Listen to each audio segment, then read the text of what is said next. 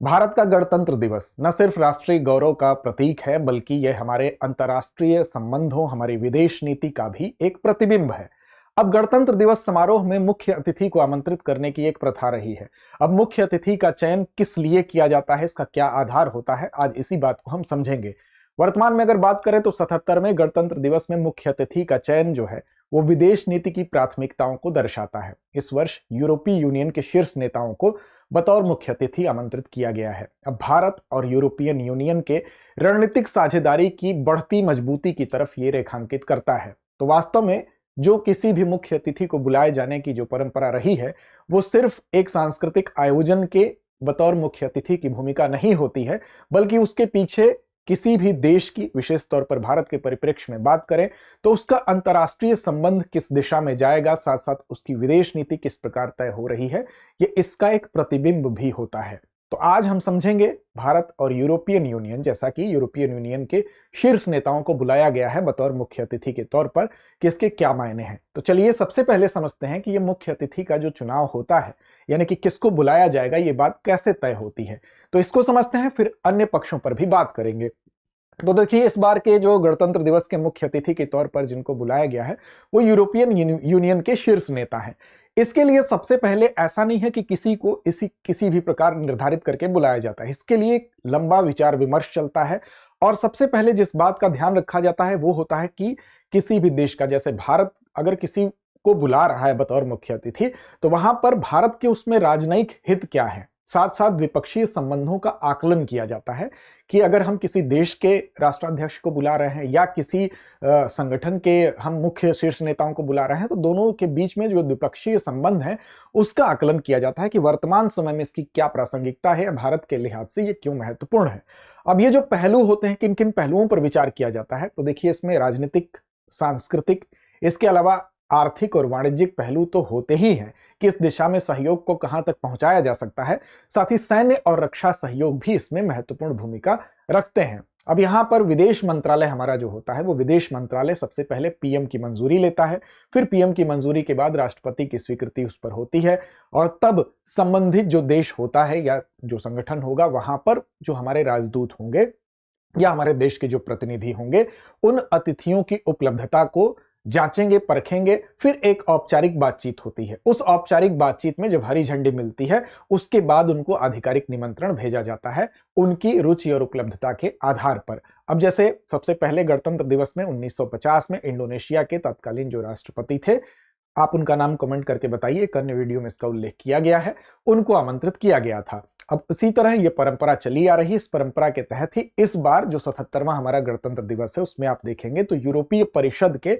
जो यूरोपीय परिषद के मुख्य हैं एंटोनियो लुइस सेंटोस दा कोस्टा और साथ साथ यूरोपीय आयोग की जो अध्यक्ष हैं उर्सुला वान डेर लेयन को आमंत्रित किया गया है। यहां तस्वीर में आप देख सकते हैं उर्सुला वान डेर को और यहां पर कोस्टा को। तो ये यूरोपीय परिषद के अध्यक्ष एंटोनियो लुइस सेंटोस दा कोस्टा हैं और साथ साथ यहां पर यूरोपीय आयोग की अध्यक्ष उर्सुला वान डेर लेयन है। अब ये लोग यहां पर आ रहे हैं, ये सिर्फ गणतंत्र दिवस के बतौर मुख्य अतिथि ही नहीं आ रहे हैं, बल्कि इसके अलावा भी इनके आने के क्या इंपॉर्टेंस है उस पर भी हम बात करेंगे। यहां पर यह भी संभावना व्यक्त की जा रही है कि जो 25 से लेकर 27 जनवरी तक यहां पर ये 3 दिन रहेंगे। 16वें भारत यूरोपियन यूनियन शिखर सम्मेलन का भी यहां पर आयोजन होना है और उसकी भी सह अध्यक्षता ये लोग करेंगे। अब उसमें यह भी संभावना व्यक्त की जा रही है कि भारत और यूरोपियन यूनियन के बीच में जो बिजनेस फोरम है उसका भी आयोजन होगा। इससे पहले जो 15वां भारत यूरोपियन यूनियन शिखर सम्मेलन था वो वर्चुअल रूप से हुआ था। कब हुआ था? तो वो जुलाई 2020 में हुआ था। उसके बाद ये 16वें भारत यूरोपियन यूनियन शिखर सम्मेलन की सह-अध्यक्षता के तौर पर इन लोगों को इनकी सहभागिता रहेगी। अब इसमें क्यों महत्वपूर्ण है यूरोपियन यूनियन भारत के लिए, इस पहलू पर भी विचार करेंगे, लेकिन ठीक उसी तरह से महत्वपूर्ण है जैसे आपके लिए हमारा ये कोर्स महत्वपूर्ण है। ये कोर्स आपके लिए क्यों महत्वपूर्ण है? तो देखिए, जीएस स्टूडियो फाउंडेशन ये हमारा लाइव ऑनलाइन कोर्स है। इसकी कीमत केवल 24,999 रुपए है। ये भी इसकी प्राथमिक कीमत आपको जरूर लग रही होगी, लेकिन वास्तव में ये कीमत भी इसकी कीमत नहीं है, क्योंकि जब इस फीस को देंगे, आप इस कोर्स को लेंगे, इसकी ढेर सारी जो विशेषताएं उसका फायदा उठाएंगे, फिर अगर आप ऑफलाइन बैच ज्वाइन करते हैं इन फ्यूचर, तो ये पूरा का पूरा आपका जो ये स्ट्रक्चर है, ये फीस स्ट्रक्चर, उसमें आपको एडजस्ट किया जाएगा। यानी ये एक तरह से आपके लिए निःशुल्क कोर्स है। अब इसमें क्या क्या विशेषताएं हैं? तो इसमें देखिए 1250 प्लस घंटों की कक्षाएं आपको मिलेंगी। इसमें आपको 18 क्लास टेस्ट मिलेंगे। आपके यूपीएससी का जो प्रीलिम्स से लेकर मेंस तक के जीएस का पूरा पोर्शन है उसको कवर किया जाएगा, यानी कि 14 महीने में ये कंप्लीट तैयारी आपकी होने वाली है। तो अब कहीं भी रह के किसी भी तरीके से इस कोर्स के माध्यम से, एक सही रणनीति के माध्यम से, सही मार्गदर्शन के माध्यम से आप अपनी यूपीएससी की आगामी तैयारी को अपने घर से कर सकते हैं। तो आपके लिए एक अच्छी सुविधा है, माध्यम की कोई दिक्कत नहीं है। इस माध्यम आपको हिंदी, इंग्लिश और इंग्लिश तीनों माध्यम में उपलब्ध है। साथ साथ इसमें अगर अमिताभ कोड आप अप्लाई करते हैं अभी फिलहाल के लिए, तो इस कोड के माध्यम से आपको अतिरिक्त छूट मिल जाएगी। डिस्क्रिप्शन में लिंक भी आपको मिलेगा, उसके माध्यम से कोड ऑलरेडी वहां अप्लाई होता है। नहीं होता है तो ये आप इसको डाल के अमिताभ कोड वहां दृष्टि लर्निंग ऐप पर जाकर अप्लाई करेंगे तो अतिरिक्त छूट का लाभ भी आप पा सकते हैं। बैच की सूचना देख लीजिए तो हिंदी माध्यम का 3 फरवरी शाम 5 बजे, इंग्लिश मीडियम 4 फरवरी 6 बजे और इंग्लिश मीडियम का 5 फरवरी 3 बजे से प्रारंभ हो रहा है। कूपन कोड अमिताभ से अतिरिक्त छूट आपको मिलेगी। अब बात करते हैं भारत यूरोपियन यूनियन भारत के लिए क्यों महत्वपूर्ण है। आखिर जब शुरू में ही आपको बताया गया कि जो भी हम मुख्य अतिथि का चुनाव करते हैं उसके पीछे हम अपने राजनयिक हित देखते हैं, द्विपक्षीय संबंधों का आकलन करते हैं और उसके बाद मुख्य अतिथि का चुनाव किया जाता है। तो भारत के लिए यूरोपियन यूनियन क्यों महत्वपूर्ण है, तो देखिए भारत के लिए अगर यूरोपियन यूनियन की बात करें तो दोनों के बीच में जो रणनीतिक साझेदारी है, ऐसा नहीं है कि वो नई है। वर्ष 2004 से ही दोनों के बीच में रणनीतिक साझेदारी आपको देखने को मिलेगी। इसका मतलब ये पुरानी रणनीतिक साझेदारी है और वर्तमान में अगर आप देखेंगे तो ये 15वां जो शिखर सम्मेलन हुआ था उसके बाद ये 16वें के बीच में जो गैप दिखाई दे रहा है, जो 5 साल का आपको गैप दिखाई दे रहा है, तो इसलिए एक थोड़ा सा महत्वपूर्ण और भी है। वर्तमान संबंध में आप देखेंगे तो हाल के दिनों में यूरोपियन यूनियन के साथ हमारा जो व्यापार निवेश है वो बढ़ा है। इसके अलावा हम देख सकते हैं चाहे व्यापार निवेश के अलावा और भी हमारे जो चाहे जलवायु परिवर्तन को लेकर, सतत विकास को लेकर या प्रौद्योगिकी नवाचार को लेकर हमारे जो संबंध हैं वो और बेहतर हुए हैं। तो इसलिए ये हमारे लिए इंपॉर्टेंट है। इसके अलावा अगर आप देखेंगे तो भारत और यूरोपियन यूनियन के बीच में जो सबसे प्रमुख बात चल रही है वो है एफटीए, यानी मुक्त व्यापार को लेकर जो फ्री ट्रेड एग्रीमेंट है उसको लेकर बातचीत चल रही है और यह संभावना व्यक्त की जा रही है कि इस शिखर सम्मेलन के दौरान इस पर फाइनल मुहर लगेगी। इससे क्या होगा, इससे शुल्क कम होंगे, समाप्ति की ओर बढ़ेंगे। ये लगातार चरणबद्ध तरीके से होते हैं। तो नियम एक समान बना दिए जाते हैं, सरल कर दिए जाते हैं, जिससे कि जो सेवा बाजार होता है वो क्या होता है, खुल जाता है। यानी कि भारत और यूरोपियन यूनियन के बीच में जो वस्तुओं और सेवाओं को लेकर जो मार्केट होगा वो ओपन होगा। इससे निवेश क्या होगा, सुविधाजनक बनेगा। अब इससे कहीं ना कहीं एक और बात यह की जाती है कि जैसे निवेश का संरक्षण भी होगा, साथ साथ जो जीआई पर एक समानांतर वार्ता चल रही है जो 2007 में शुरू हुई, 2013 में फिर से रुक गई, 2022 में फिर शुरू हुई, यह भी कहा जा रहा है कि उसको लेकर भी बातचीत आगे बढ़ेगी। तो देखिए इन सारी चीजों का फायदा क्या होगा। एक तो यूरोपियन यूनियन हमारे वस्तुओं के लिहाज से बहुत बड़ा व्यापारिक साझेदार है। भारत के लिहाज से देखें तो भारत के कुल एक्सपोर्ट में, कुल निर्यात में लगभग 17% भारत का सबसे बड़े निर्यात बाजारों में से एक है, यूरोपियन यूनियन है। अब इस तरह से ये हमारे निर्यात को एक तरह से हम कह लें कि वहां पर हमारे निर्यात की खपत हो रही है, तो हमारा एक बहुत बड़ा मार्केट है। साथ साथ विशेष तौर पर जो जर्मनी हो गया, स्पेन हो गया, बेल्जियम हो गया, नीदरलैंड, पोलैंड, ये कुछ ऐसे महत्वपूर्ण देश हैं जो यूरोपियन यूनियन का पार्ट है। तो उनके साथ हमारे संबंध बेहतर होने से हमारा बाजार खुलेगा और सुविधाजनक बनेगा, यानी वहां का निवेश यहां भी आएगा, यहां का निवेश वहां भी जाएगा। अब देखिए लाभ क्या होगा। अभी देखिए 12 से 16% अगर शुल्क घटता है तो विशेष तौर पर जो हमारा वस्त्र, टेक्सटाइल हो गया और जो लेदर, जो चमड़ा उद्योग हो गया, इन दोनों को प्रतिस्पर्धा में हम अपने पड़ोसी मुल्क जो बांग्लादेश है उसको लीड कर जाएंगे। क्योंकि अभी क्या है, बांग्लादेश का सामान कुछ सस्ता है और ये शुल्क अगर कम होता है तो बांग्लादेश को हम वस्त्र में और साथ साथ चमड़े में हम मात दे सकते हैं।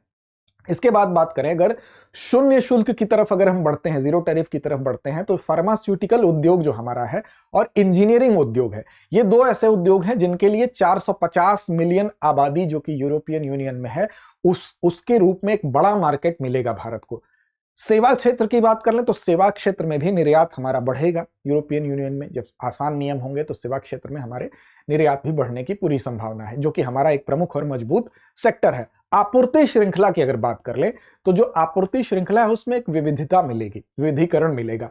क्योंकि विशेष तौर पर जैसे मैन्युफैक्चरिंग और सप्लाई की अगर बात कर लें तो चीन प्लस वन विकल्प मिलेगा। अब चीन प्लस वन विकल्प क्या है, देखिए अभी क्या है कि ज्यादातर चीन प्लस वन विकल्प क्या है इसको समझ लीजिए। अभी तक क्या है कि ज्यादातर जो देश हैं वो चीन पर ही उनकी निर्भरता है, चाहे वो मैन्युफैक्चरिंग को लेके चाहे सप्लाई चेन के रूप में लेके। अब इस समझौते से क्या होगा, चीन के एक विकल्प के रूप में भारत भी उभरेगा। अगर कोई मान लीजिए यूरोप की कंपनी है, वो चाहती है कि जो पार्ट्स हैं वो अभी तक वो चीन से मंगा रही है, तो वो भारत से भी मंगा सकती है, तो हम सीधे तौर पर यूरोप की तकनीकी से जुड़ेंगे। इसके अलावा अगर वो चाहती है मान लीजिए यहीं पर कोई फैक्ट्री लगा के, कोई मोबाइल की ही कंपनी लगा के, तो पार्ट्स या इंजीनियरिंग या जो रोजगार सृजन होगा वो यहां पर होगा, तो कहीं ना कहीं भारत के उद्योगों को उससे फायदा होगा। तो जो आपूर्ति श्रृंखला का एक चेन बनता है, जो अभी चीन के माध्यम से बन रहा है, वो भारत के माध्यम से बनेगा। तो चीन प्लस वन का मतलब ही हुआ चीन के अलग के इतर एक मजबूत विकल्प के तौर पर भारत भी उभर कर आ सकता है।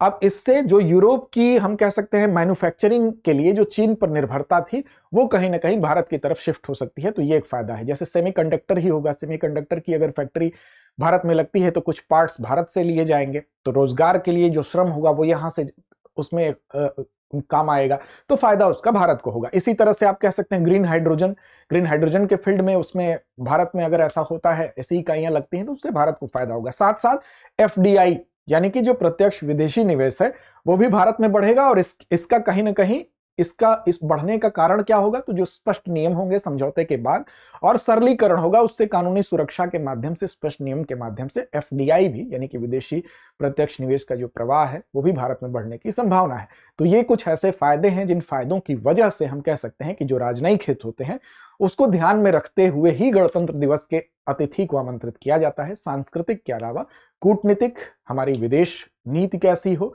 और साथ साथ हमारे राजनयिक हित किस तरह से हो, इन सारे पक्षों का भी ध्यान रखा जाता है। तो फिलहाल ये आज के लिए आपके लिए हमारे सब्जेक्ट के कुछ महत्वपूर्ण तथ्य थे।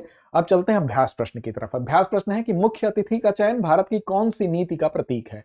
विकल्प ए विदेश नीति और रणनीतिक साझेदारी, विकल्प बी केवल घरेलू उद्योग नीति, विकल्प सी केवल खेल नीति, या विकल्प डी केवल सांस्कृतिक नीति। तो इसका जवाब आप सही देंगे, हमें यकीन है। टेलीग्राम चैनल पर फॉलो नहीं किया तो कर लीजिए, उसके लिए आपको दृष्टि आईएएस यूट्यूब नाम से टेलीग्राम पर हमारा चैनल मिलेगा, वहां आपको इस कार्यक्रम के लिंक और पीडीएफ उपलब्ध होगी। लड़ते रहिए, अपने लक्ष्य की ओर बढ़ते रहिए। अब एग्जाम की तैयारी को और बेहतर करने के लिए हमारे चैनल को लाइक, शेयर और सब्सक्राइब करना ना भूलें।